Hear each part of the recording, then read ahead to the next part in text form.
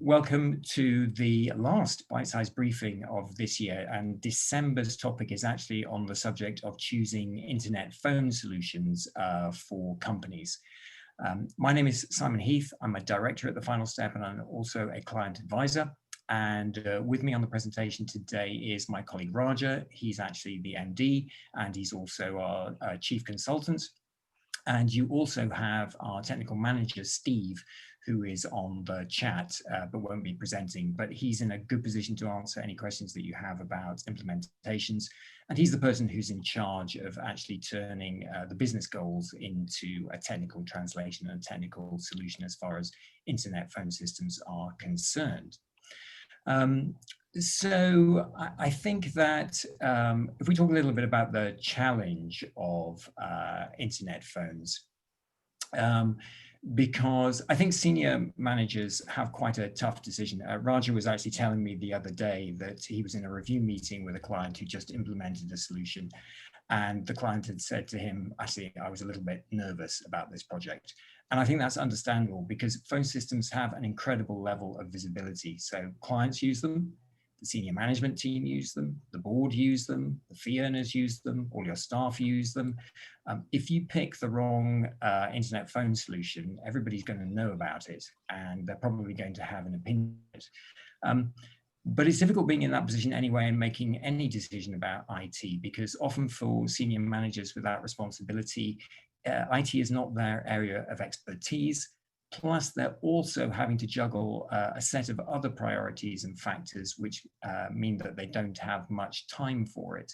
And so that makes life really tough. And yet, you still have to be accountable for making wise buying decisions and making sure that the system that you put in place is actually working. And so generally what has happened is that the senior managers that we've worked with over the last 30 years or so have asked us to advise about IT in particular ways, in ways that actually help them make well-informed decisions and ways that save them time. And we've tried to put that into a sort of, it's become a framework, and we've also tried to bear that in mind when we've created these bite-sized briefings. And what we've been asked to do and what that framework consists of is essentially please talk about IT in terms of business goals, not about in terms of technical wizardry. Simplify IT in the right way and simplify its complexity. If it's oversimple, then there's going to be too much risk. And if it's overcomplicated, we're not going to be able to arrive at a decision.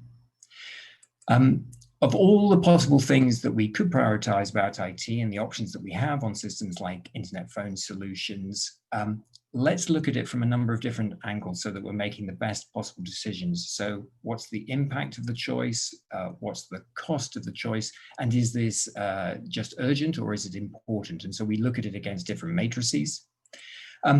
Also, let's make a plan for the next 12 to 36 months for IT overall. And this is really to avoid nasty surprises, because you don't want unexpected costs coming up that you didn't know about, and you don't want to have disruptive IT projects running at a time when the business is trying to be focusing on other things. And then the final thing that we've been asked for is general day-to-day reporting, which gives a good return on investment indication. You want to make sure that generally the IT, once it hits a maintenance standard, that actually it's performing the job that it's meant to be doing, and that you're still spending money wisely and getting that good return on investment. So we try to condense as much of that as possible into these bite-sized briefings. And if we're running that cadence for senior managers across all of their IT, then generally we're only taking up about 12 hours of their time per year. But I think it's time to turn to today's topic, which is the internet phone solutions. So the picture here is of a house called Cragside. This was the first house in the world to be lit by electric bulbs. Now, in those days, if you wanted electricity, you had to have your own generator, and that had to be on your premises. Then over a period of time, we actually discovered, well, we can have local power stations generating power, and that power can be reliably and safely distributed, and people can just plug into the network. Now, something similar has happened with IT. It used to be that if you wanted an email and you wanted file storage, then you used to have servers that were actually in your own office and you needed them there. But over a period of time, that service has been provided in the cloud, in data centers, and then we've just used internet connectivity in order to plug into that service. The buzz phrase for that is called digital transformation, but really it's just essentially a journey into the cloud. Now that journey into the cloud has been happening for several years. It's just that the COVID pandemic has accelerated it. COVID has also sparked a sort of a more physical transformation as well as a purely digital one. And lots of people are now asking themselves, actually, do we need the same amount of office space that we have already? Or do we even need an office at all? Now, the economic impact of COVID is going to be felt probably for at least 3 to 5 years. And so it's incumbent on everyone to be doing more with fewer resources. That's often the target that is being set. And internet phone solutions are one really good way of being able to achieve that. By the way, this this journey to the cloud is actually becoming extremely prevalent. So as an example, on the 1st of December, so this month, Salisbury became the first city in the UK to have a predominantly digital exchange. So if you're a business in Salisbury at the moment, you cannot buy traditional phone systems. You are being forced to buy digital phone systems. So what is an internet phone system solution? With traditional phone lines, what happens is that you have a copper wire line that is actually fed into your office and it terminates in your office. You then have a physical exchange box in your communications room, and that runs the system. So it gives you your functionality and distributes calls and does call recordings and all those kinds of things. And then traditionally, you also have a physical handset, so a device that you actually pick up and make and receive calls on. And all of those are tied to a fixed location. With internet phones, what happens is that exchange box is actually held in the cloud. You don't have any physical copper wires coming into your building. The lines are actually virtualized over your internet connection. And your phone handsets are a lot more flexible. Yes, you can have physical handsets, but you can also have soft phones. So you can have just a soft phone app and you can communicate using a headset, or you can even have that app on a mobile phone. So it's a much more flexible system. You can get rather tied up in knots if you are in lockdown and you have one of the traditional old phone systems. So this has been a fairly common scenario over the last few months. Let's say, for example, that you have 10 phone lines coming into your office and you have an incoming call, but you're not in the office to actually receive that call. What happens is that the call gets forwarded probably to a message taker of some sort. Now, during the period of that call forwarding, you are paying for that forwarded call, and you're bottlenecking. No other calls can come in. So there's rather an onus on the message taker to take the message quickly. Because that message taker is off your phone system, what is going to happen is that they're not going to be able to transfer that call. So it's going to take 2 further calls to get back and answer the original query that the caller had. And those calls will often be off your telephone system. So they may be personal mobiles, or they may be work mobiles, or they may be home telephone systems. So in effect, what you're doing is you're reducing your capacity, you're bottlenecking your system, you're building in a delay, you're adding to your costs, and you're adding to your time, and actually you're not being as responsive as you could be to your clients. So there are considerable disadvantages. With an internet phone system, on the other hand, communications flow much better because in effect, you have your fully functional phone system available to you anywhere where you have an internet connection and pretty much on any kind of device, depending on how you set yourself up. But that's not the only flexibility that you get. If you do things like you begin to move office, then actually moving office becomes so much easier because you're not tied to physical installations in physical places. Also, when social distancing changes and we are working back in our offices, you'll be able to do things like have somebody sit down at a desk with a laptop and have their fully function phone unit, which is dedicated just to them. And then they can pick all that up, they can walk away, and somebody else can sit down in that exact same location just a couple of minutes later and have their fully dedicated laptop and their fully dedicated phone handset. So it really is an incredibly flexible option. However, it doesn't mean that internet phone systems are perfect. One of the things that people have been finding is that in the rush to adopt systems, they may have not made an accurate evaluation of how they're going to work and what systems are in place in order to support the new system. And so what has happened is that they have found that the phone system is actually underperforming, or in the worst cases, is actually just not fit for purpose. And what happens is that people, in order to get their job done, they abandon that new telephone system. They revert to the things that they know are reliable, and they take the path of least resistance, and they just want to get their work done. Now, that can be incredibly painful because you've paid for a new system, and possibly to get a very good deal, you've tied yourself into a longer term contract to it, which you now wish that you could escape because it's not working for you. And people are actually not using it, and they're increasing their costs and building in those delays I mentioned earlier. And so it actually feels like you're throwing the baby out with the bathwater. So in those scenarios, to avoid those scenarios of underperformance or getting tangled up in knots, what are the things that you need to look at in order to get a good outcome if you're going to move to an internet phone solution? Well, the first thing that you should do is actually have a think and gather some data about where are you now? What do you have? What is your current position? So you want to look at your current contracts. What's their cost and what's their length? And you want to look at your current phone capacity. And that may be spread across several providers and several types of different systems.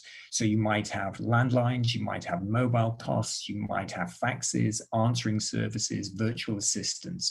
You want to sort of collect all those together because it may well be that you can find efficiencies with a new system that will replace some of those. Also, what's your current equipment?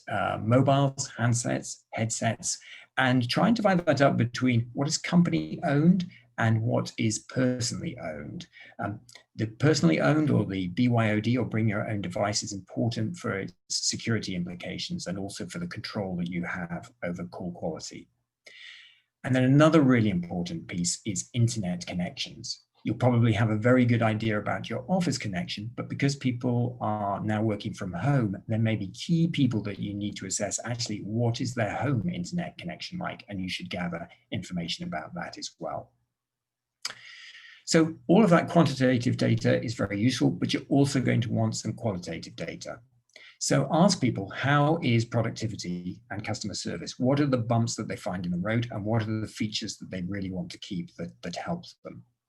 And if you can, ask clients as well to find out what their understanding of the situation is. And some of those, people normally find some surprising barriers to productivity.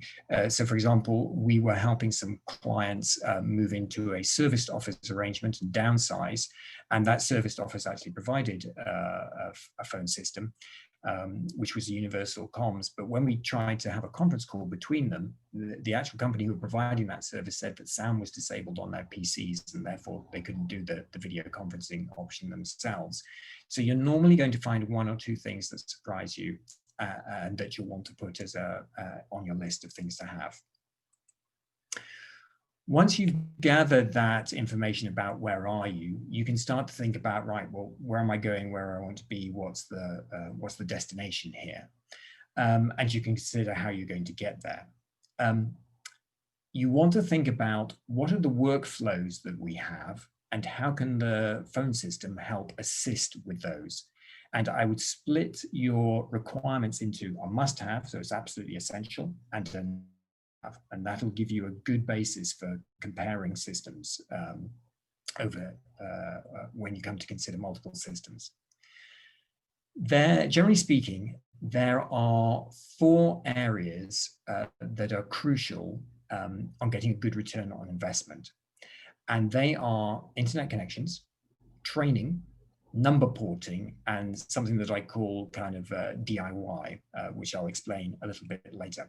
I'm going to look at all 4 of those elements. But for now, I just wanted to remind you, Steve is on the chat. I just want to make sure, is what I'm saying making sense? Just let me know in the chat if that is the case. And if you have any questions about what is said up to now, just put them in the chat and we'll either try to build them in, answers in as we go, or we'll try to deal with them at the end. So just have a quick think about that, and I'm just going to take a quick drink.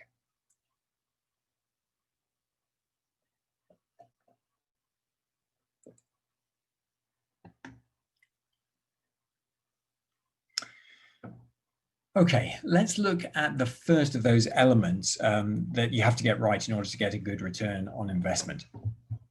Internet connectivity is really crucial to good quality phone calls. Basically, your voice will get broken down into packets of data, and then it'll get moved around the internet like road traffic. Now, one of the great things about the internet is that actually it's pretty intelligent on if it finds a blockage, it'll reroute it. But it does that based on standard protocols. And unfortunately, internet connections are not just set and forget. They do need managing and they do need monitoring. So the question is, how are you prioritizing traffic and how are you managing it and routing it? Now, all of that is fairly easy to do in your office, because in your office, you've probably got a very nice leased line, which you pay quite a lot of money for. And you've probably got routers, firewalls, and switches, which actually control all of that traffic. And you have quite a good range of options there. However, now you've got a workforce that's working from home. Home connections are a lot more difficult to manage. That's because, yes, they do tend to be relatively cheaper, which is nice, but they tend to be a bit more basic. Certainly, they are shared more between other members of the household and people in the street. The routers and the configuration of those home routers tend to be a lot more basic, and that can create security issues. And home users tend to move off those cabled fixed connections, which are generally fast and reliable, and they tend to move to Wi-Fi or to home plugs, and that can further degrade the quality and the signal. And also, you just can't manage the traffic on them. So identifying which home users are key and what their internet connection quality is like is really important, and perhaps even arranging to service that connection for them on a work basis. Training.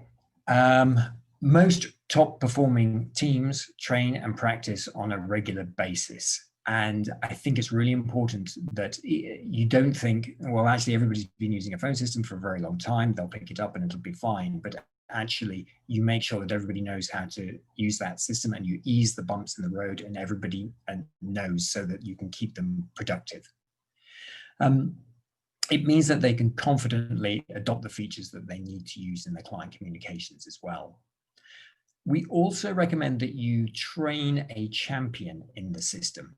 I know that there are a number of office managers on the call, and they often get that role.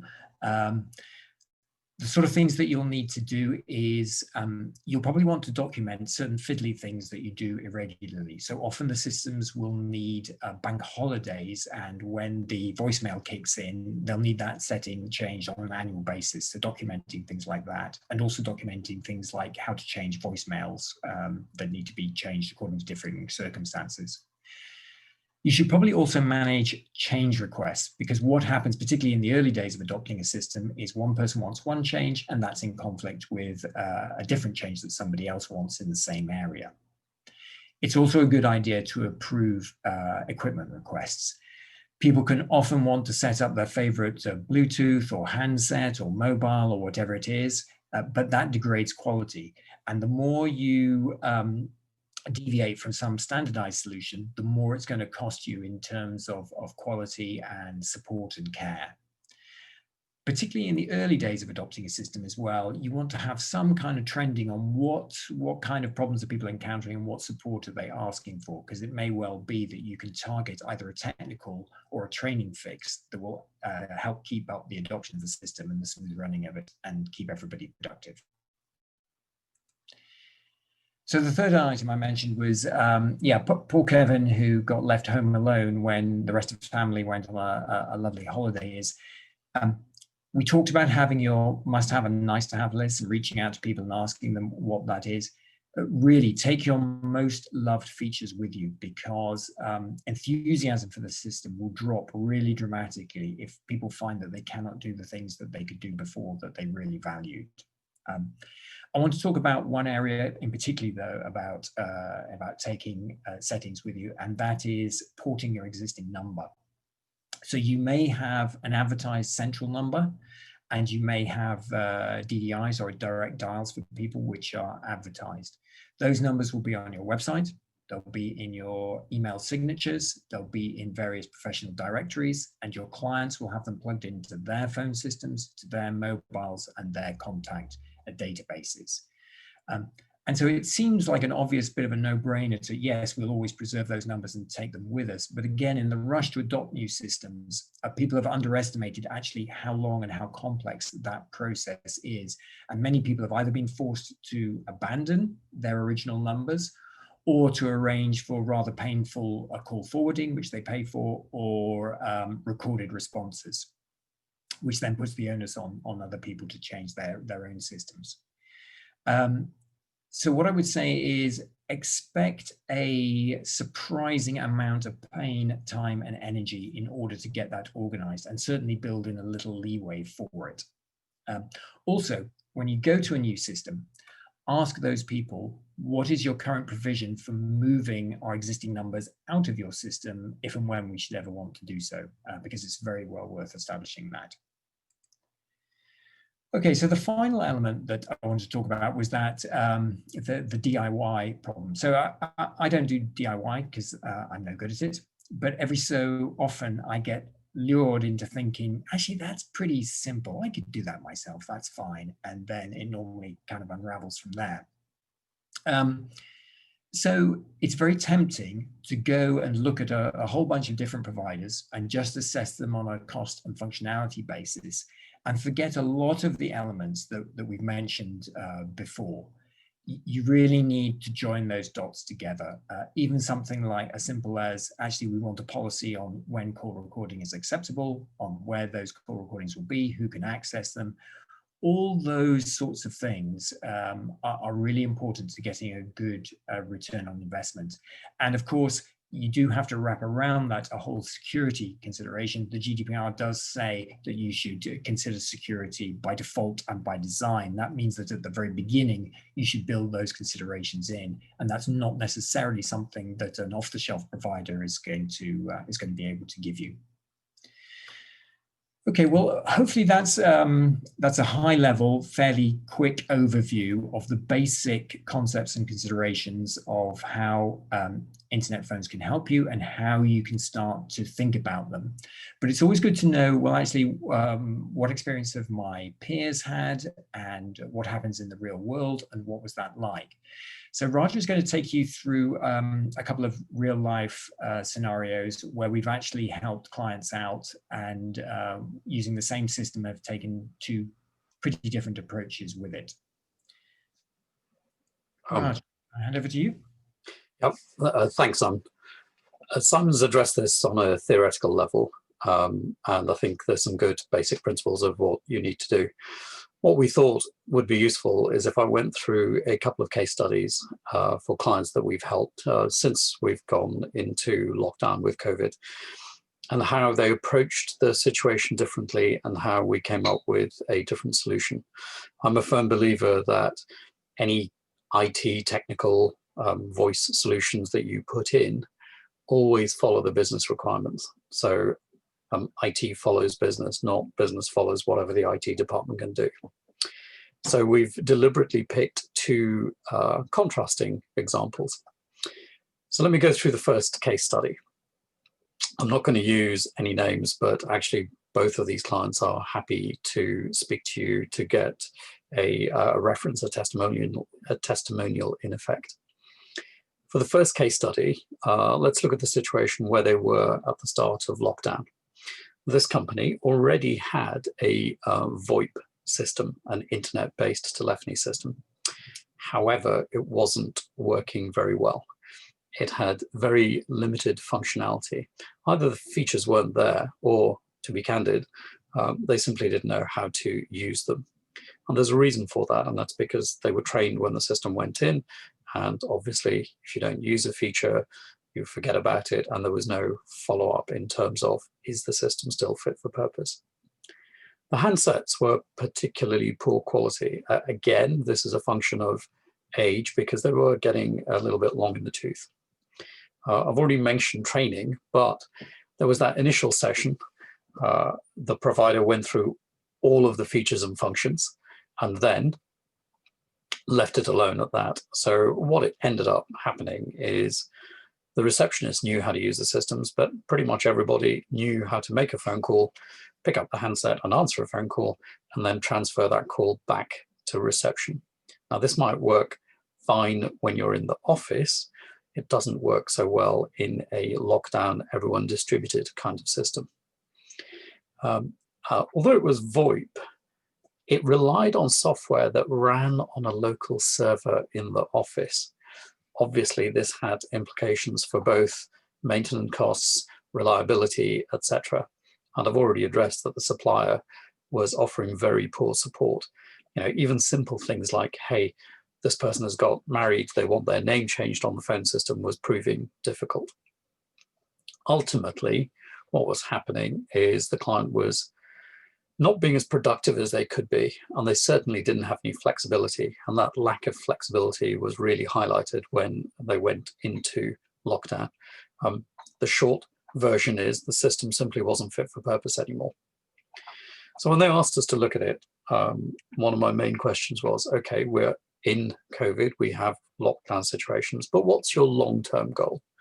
And they said, you know, we are committed to a physical office space. Part of that is because of the nature of their business, but they believed that it was important for the culture of the company. And whilst there would be some hybrid working while coronavirus works its way through the system, they wanted to go back to primarily working in the office. In the office, they wanted to commit to physical handsets and new handsets, given that the other ones were getting pretty old. However, they wanted to keep their headsets. The headsets were good quality, hadn't been bought that long ago, and everybody liked them. So that was one of their requirements. They had 2 receptionists because they wanted the personal touch of every call being answered by a person rather than it going through to voicemail or using DDI calling. So one is the personal touch, but the other thing is that it keeps their senior staff productive, and they wanted to carry on with that receptionist handling calls. Obviously, given working from home and lockdown, they now wanted the ability for everybody to be able to work from home or a hotel, or when senior people are on holiday in the long run. But in particular, this was important for the receptionist to be able to handle all calls, even if they were at home or they were sent home at short notice. So it's clear that flexibility was a key requirement, whether they're in the office or at home or anywhere else, they needed to be able to work. So soft phones were a requirement, even though they had handsets in the office. Given their experience with their previous provider, we knew that training was a key criterion for success. So we wanted to show everybody how do you use the advanced facilities, and Simon and his team put together some video bite-size bulletins, as we call them, but little video recordings of how do you do something on a phone system. So after the initial sessions of training, if they'd forgotten, they had these bite-sized video clips to go, oh yeah, how do we do a conference call again? Let me go and have a quick look at that video. And that has proved to be very, very successful. Fundamentally, the phone system for this client was a key communication tool. And at the same time, they wanted that personal touch and for the senior staff to focus on productivity. So when we devised the solution, the very first thing I knew we had to do was to do a full review of their existing system. How was it configured? How many numbers did they have? And how many lines did they have? That exercise threw up that there were some lines and some numbers that nobody in the company knew what they were for. Obviously, they were put in for a reason at the start, but now people had forgotten, maybe it was a special marketing project or something. But in effect, they were paying for those lines and they were paying for those numbers, even though they weren't being used. We identified that, yes, they had a fax machine. It wasn't used very often, but it was still a requirement. So we said, okay, once the new phone system went in, we will turn that into a virtual fax service. The fax number will not change, but if someone were to send you a fax, it would be turned into an email attachment and sent into your inbox in Outlook. They had one very specific requirement, and that was that they wanted full privacy for all calls. What I mean by full privacy is the receptionist could see that someone was on the phone, but they couldn't tell who they were on the phone to. The reason for that confidentiality requirement was they often work with confidential projects, and it was important that people could make those phone calls and, in effect, keep them behind Chinese walls from the rest of the company. So we had to configure the system to be able to do that. We paid real attention, not just with the videos, but we also did some specific documentation for that client, and then went through some training sessions with all the staff before the system went in. We ported all of the numbers on one morning, and there were definitely some curveballs. Steve, who is our technical manager and oversees all of our phone system installations, always imprints on me, yes, porting numbers is going to be painful. It's the area that will nearly always go wrong. Make sure that the clients understand that. Make sure you've planned it properly and done it thoroughly. We did hit some curveballs, but we got them fixed and we had them all changed over in that one morning. So where is this client now? They are in a very good place and they are ready for, I've lost count of what number lockdown we're on. We're probably on lockdown 3, but London has just gone into tier 3 and they are able to handle all calls and transfer calls and make conference calls and do all of the things that the phone system is capable of doing, irrespective of where they are. They have been very happy. We always follow up these installations with a, what went well, what could we have done better, what do we need to learn from this, is there anything outstanding? And they have been very, very pleased. The particular manager, Simon, said at the start, he said, I was nervous about this change. It's a high visibility change. It affects everybody in the company. And he started off our follow-up meeting with, I just want to thank you and your team for doing such a good job. So that was really good feedback to hear. The second case study is deliberately different. This is a company that they were primarily office-based. They didn't really work from home, and they had a very traditional phone system with traditional handsets. So no VoIP, old style BT lines, ISDN, and they had no headsets, no soft phones. So it was very much pick up the handset, take the call, etc. It makes them sound maybe they weren't up to speed, but actually they were, because they're a training company and they had a firm belief in cloud first situation, and they just hadn't got around to reviewing where they were with their phone system and what's the next step.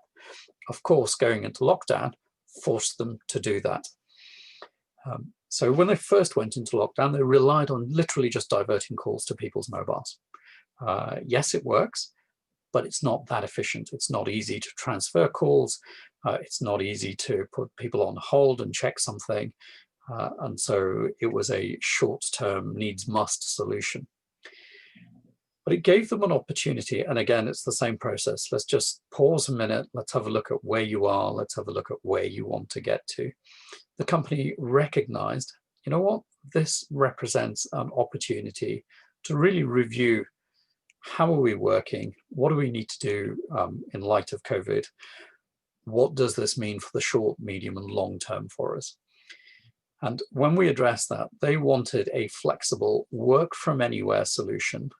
And for them, it meant, do we even need an office? Is this an opportunity to go fully virtual?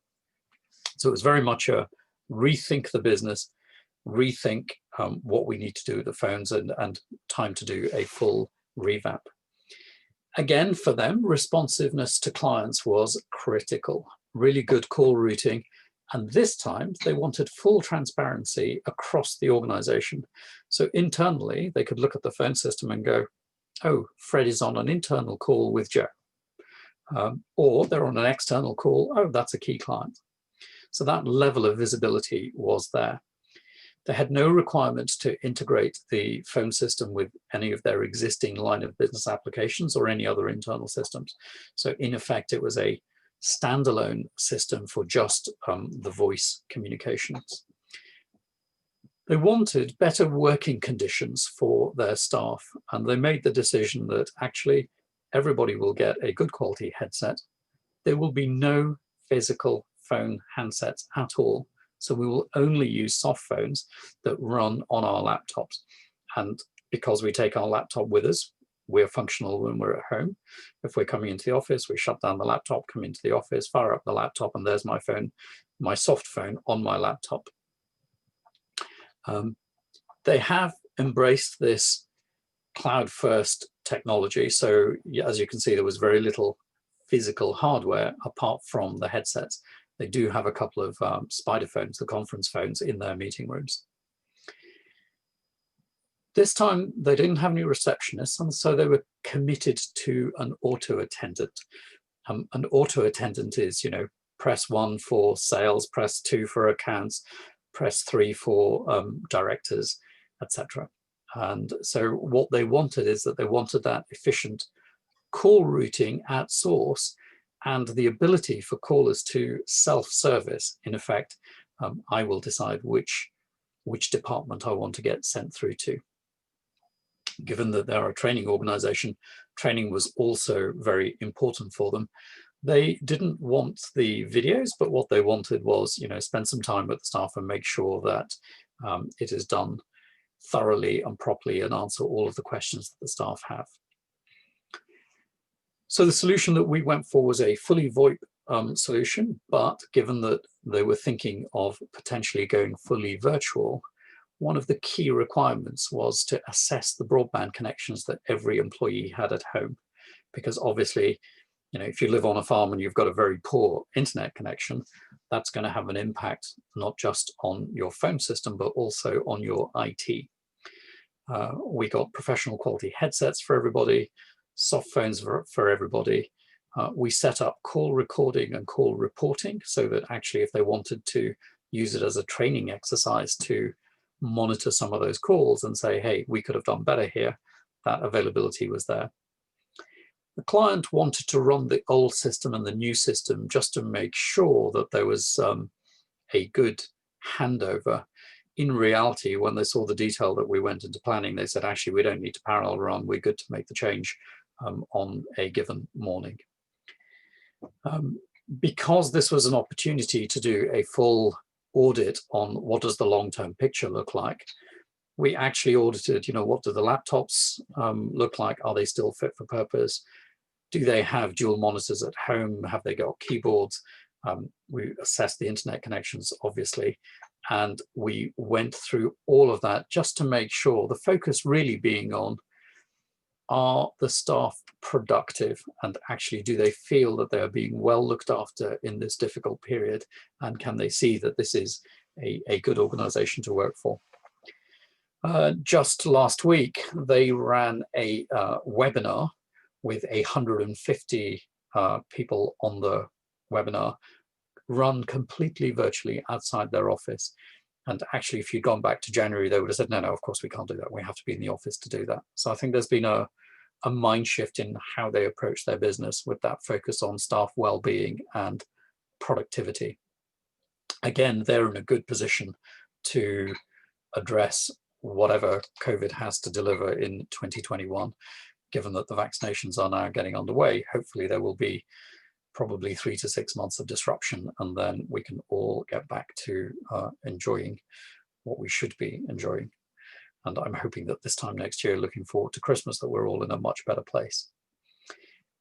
You can see why we chose 2 diverse case studies, but the reality is the principles are exactly the same. Assess where you are now, Let's have a look at where you want to get to in short term, medium term, and long term. Let's do a proper cost analysis. You know, what are your core costs looking like? Are there any lines and numbers that you no longer need? Is everything where it should be? And then work out what that long-term picture looks like. In any change management process, do not ignore the training. It makes a very big difference in terms of how well people feel they're being taken care of, and ultimately in terms of productivity. You know, Simon has got the tagline of do more with less in 2021. And I think that's a really important thing. Those of you who run your own businesses or manage departments, you know that it's been a tough year. It's going to continue being a tough year in 2021. And that principle of, you know, we all need to do more with less resources is key. I'd be very happy to answer any questions that you have for me. I always say, both in client meetings and internal meetings, there's no such thing as a silly question and nothing's off the table. So if you have any questions, please do put them into the chat and I'd be happy to address them. If I don't know the answer, I'll go back to my colleagues and get an answer for you.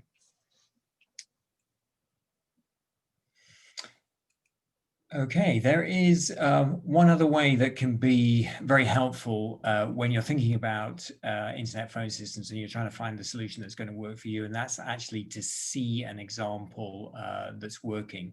And so we do have the opportunity for you to see a demo of our system. It's the system that we use, and it's the system that we rely on, and it's the system that we recommend to clients.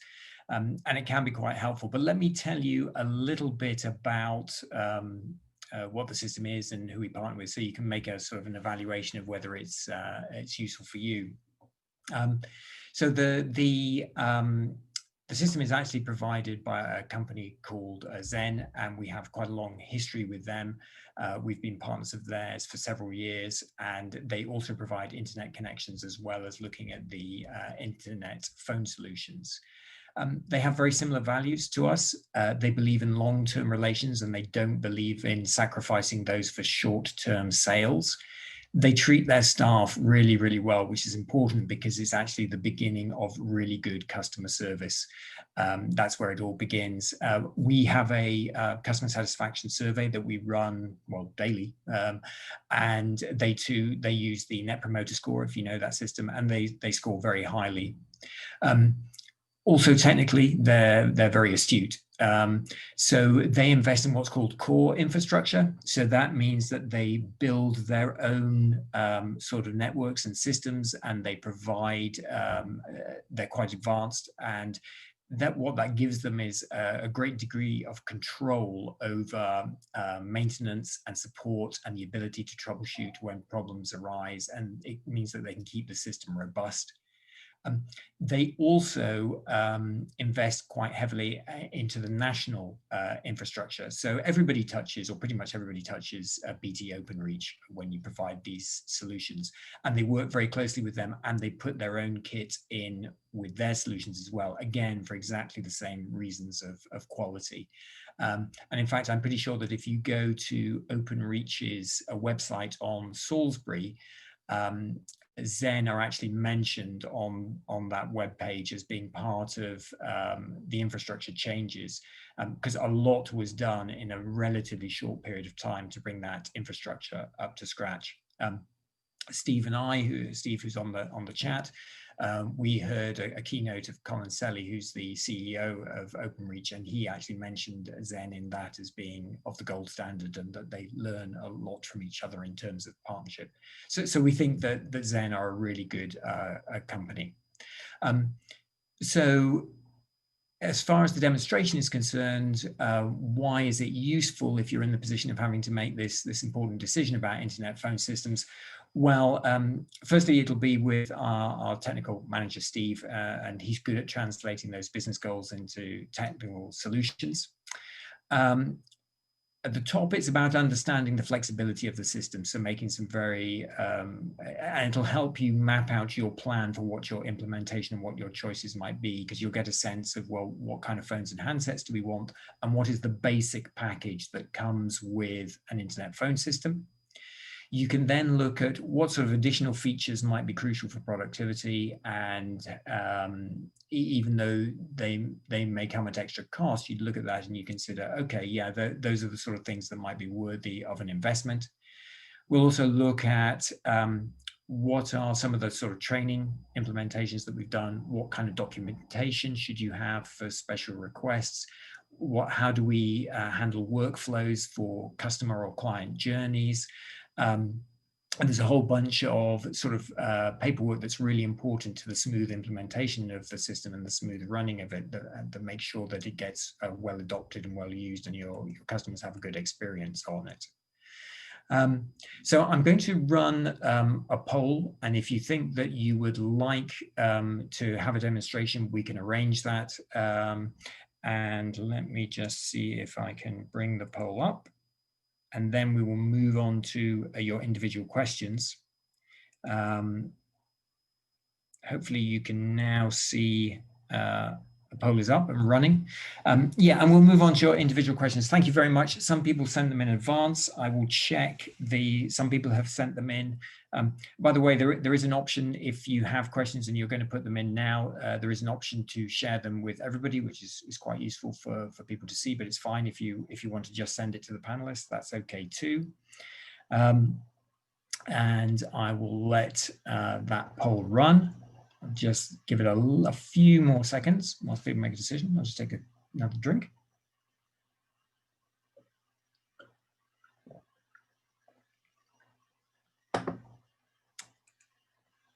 Excellent, thank you for your voting.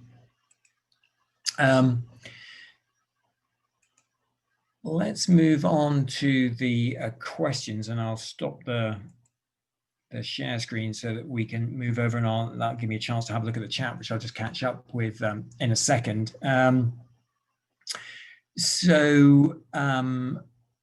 Yes, Raja, one question that came in was actually, how long does it take to put these systems in? My suggestion on that is don't rush it, because the better you plan it, looking at where are you now, where do you want to get to, the better the system will be. The thing that always takes the time is the number porting, and it's important to make sure that you've got that right. But if you were to allow 4 to 6 weeks from making the decision to, yes, we want to make a change, to actually it's in place, that would be good. And again, the process is work out where you are now, work out where you want to get to, and then work out what that gap is, and how much of it is a technical solution, how much of it is a people solution in terms of training, documentation, etc. So key things, don't rush it, 4 to 6 weeks, plan it very carefully, and look at where do you want to get to, short term, medium term, and long term. Another question is, aren't VoIP calls poor in quality? I think that statement would have been more true a few years ago than they are now. The reality is that internet connections are getting better and better as time goes on, whether that's in straightforward bandwidth or in latency or jitter. Those are technical terms, but basically they're important for voice calls. So it is less true now. Can you get some poor calls using VoIP? Yes, you can. And actually anyone who watches the news, you know, if the BBC with the resources behind them can't get every call to be 100% perfect, then the reality is neither can we. Having said that, the flexibility, the cost savings, and ultimately the productivity that VoIP calls give you is definitely worth it. And there is another reality which you've pointed out, which is in 2025, you won't have a choice anyway. You're going to be made to make that move. You're better off doing it in your own time in a planned and controlled fashion. So yes, it's a consideration, but not that much of a consideration. And certainly my suggestion would be, do not use that as a reason not to do something. Another question about this is a sort of a bit of a combination one, but essentially it's how do you ensure that you're genuinely saving costs? The answer to that is careful analysis of where you are now and where you want to be and controlling those costs. So is there a cost in a system change? Of course there is. But working out how much is CapEx, capital expenditure, how much is OpEx, operating expenditure, you know, whether you decide to buy your handsets outright, whether you decide to rent them over a period of time and then they become yours. There's lots of different ways of doing this. The overall picture is, if you're on a traditional phone system with traditional lines, you will almost definitely end up saving cost. But that return of investment will come back over a couple of years for the simple reason that you've got that cost of change in the middle. So headline picture, yes, you will save costs. Secondly, do some proper careful analysis. So analyze where your current costs are, analyze what you actually need in the new setup. Okay, and the final one, which is just who are you? I presume this means who is the final step. So I think it's somebody who doesn't know us, who just wants a little bit of an introduction to the final step. Okay. We're a small company based in central London. I started this company in 1987. I think our proudest achievement is that we still have clients from year one. My view is that business is about a partnership, and I'm always interested in a long-term relationship.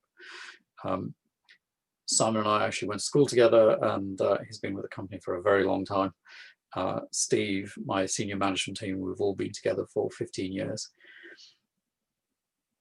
Our aim is to help you guys fulfill your potential by analyzing where are you now in terms of IT, telephony, etc., and working out how IT can help you. If used correctly, IT can be a real asset to your company. If not, it just turns it into a source of headache and a source of cost, which is why it's better to take a long-term view and make changes in a planned way rather than a headless chicken, we just need to do something way.